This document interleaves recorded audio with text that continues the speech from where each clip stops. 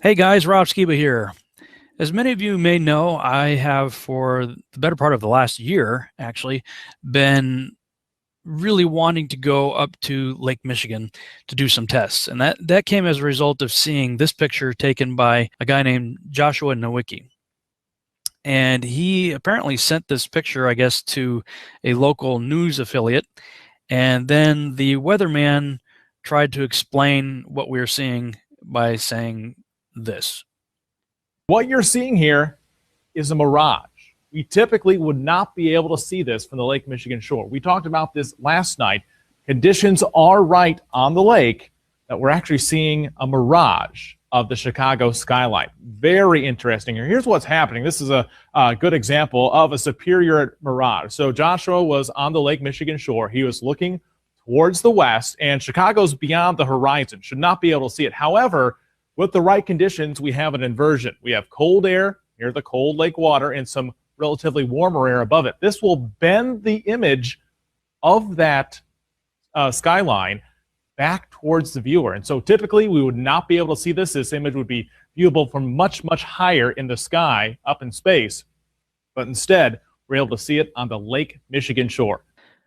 Okay, so after I saw that and looking at that picture, I'm sorry, there's no way that's a mirage, and I couldn't accept that.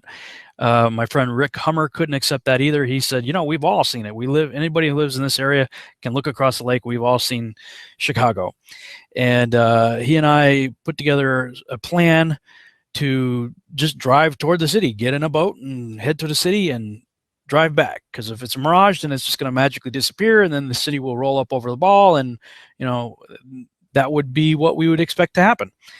But if it's not a mirage, then the city's just going to get bigger and bigger and bigger, or smaller and smaller and smaller, depending on which way you're going. So long story short, I wasn't able to make it happen over the last year. There were scheduling problems, there were financial issues, weather was a huge factor, especially during the fall and winter months, where it was very dangerous to go out on the lake. But then I saw a window of opportunity where my schedule lined up, Rick's schedule lined up.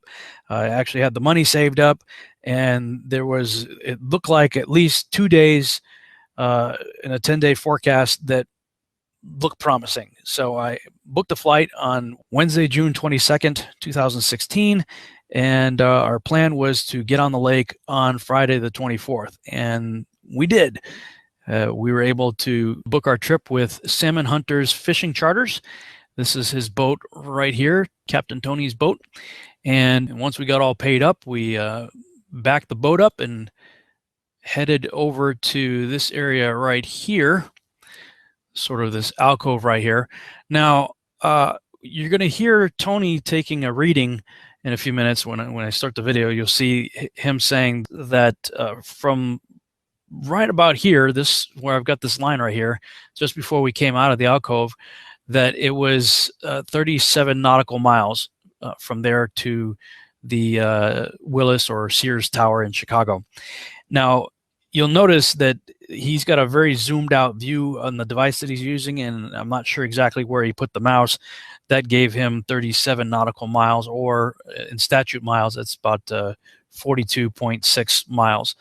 When I went on Google Earth here and charted out the same exact distance, I found that it was actually 46 statute miles from the little alcove there in the marina to the Sears Tower, or Willis Tower as it's now called, right to here, directly to the tower. See, that was exactly 46 miles right to the tower from where we were when we first started taking pictures. So, but for the sake of this video, just to keep it brief, we'll go ahead and use the numbers that Tony had, just keeping in mind that in reality, it may have been actually about 4 or 5 miles further than what he was reporting. All right, so this video will be just sort of a highlight video. I'm going to keep it short. Then I'm going to do another much longer video explaining a little bit more about what we were doing and why we were doing it, and especially my feelings after it was over, and where I am now with the research that I've been doing. So with that in mind, let me just say that this video and the purpose really of the trip, the one goal I had was to prove that what people are seeing from the other side of Lake Michigan is not a mirage, that they are actually seeing the city. That was my goal going there. I believe we achieved that goal. And so that is the primary focus of this video. In the longer video, I'll deal with a few other things. All right, here we go.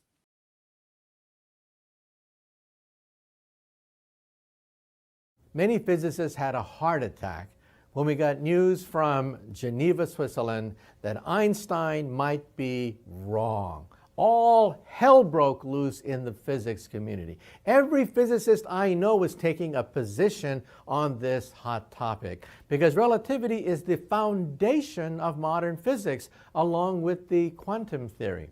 Now, what they found was, if you take a beam of neutrinos from the atom smasher in Geneva, Switzerland, shoot the beam through the mountains from Switzerland to Italy over a distance of 454 miles, the neutrinos outraced a light beam by a distance of 60 feet. 60 feet over a distance of 454 miles. Well, that doesn't sound like much, but to a physicist, this is a disaster. It means that the foundations of modern physics have to be called into question. Some people think they found the source of the error.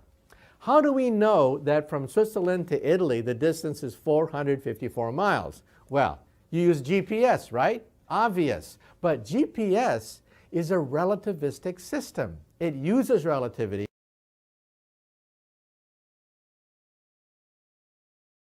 Question 3.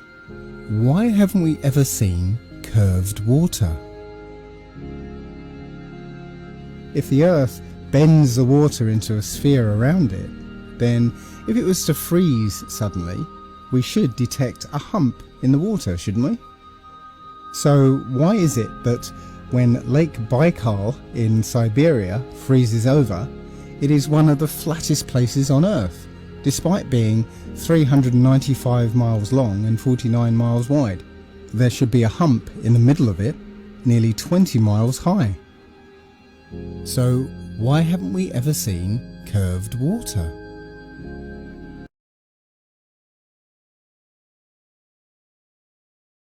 Question 10. How can microgravity be selective? Watch these people bobbing around in microgravity. Tonight our Earth will have completed another orbit around the Sun, and now we take stock of what we accomplished over the past year and what we hope to accomplish in the year ahead. As we look back at the achievements of the past year, 2008 was the year when the space station... Did you notice the problem? Watch it again. As we look back at the achievements of the past year, 2008 Did you see the water was the drip year in the background?